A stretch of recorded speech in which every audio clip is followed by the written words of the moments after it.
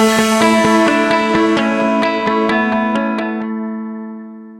for it. Hi, I'm Dr. Griffin Cole, a mercury-safe dentist practicing here in Austin, Texas.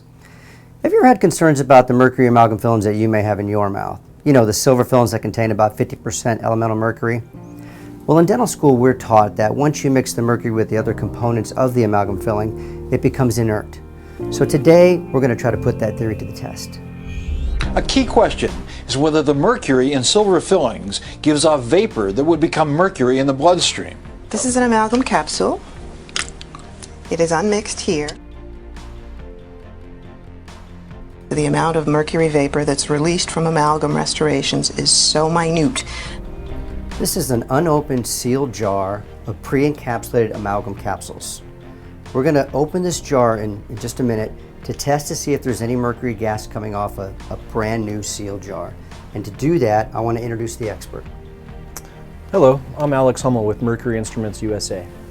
We specialize in mercury-specific testing equipment.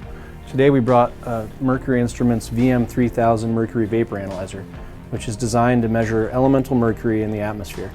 It's a very sensitive instrument. It measures down to 0.1 micrograms per cubic meter. How about before we get started, we put on some protective equipment just in case.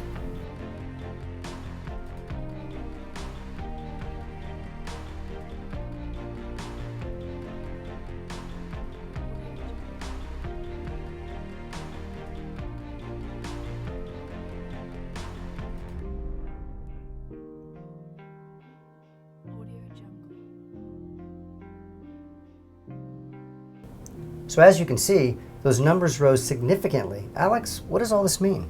I actually can't believe it. I mean, considering these are sealed capsules, and it was almost 500 micrograms per cubic meter. If OSHA came in here, we'd have to leave for the day. And if this was like a public building, the EPA would evacuate it completely. Wow, seriously? Yeah. God, then I'm really interested to see what happens when we actually mix one of these things up. This is an amalgamator. This is the instrument that's going to mix the mercury with the other ingredients to form the amalgam filling.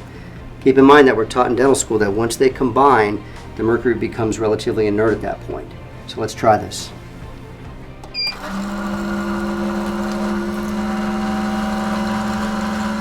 And if we see residences or buildings that have 10 micrograms per cubic meter or more of mercury, then we consider that it poses a health risk, and we recommend that people don't stay in the building or the residence.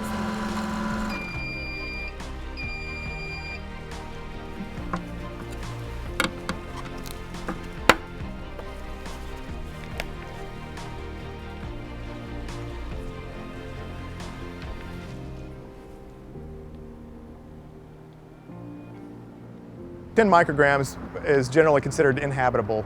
They shouldn't be living there without some kind of respiratory protection, and the cleanup goal to make sure everything's completely removed to the point where it can never pose a threat to anyone, even small children with health problems, is 0.3 micrograms.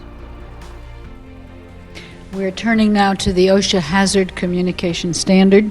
It is a final regulation, and there is no escape for it for any of us. Everyone working around hazardous chemicals and other toxic substances has a right to know of possible dangers and how to protect themselves. Okay, so to recap, a freshly made amalgam filling is off-gassing huge amounts of mercury vapor that exceed OSHA safety limits. And it makes total sense.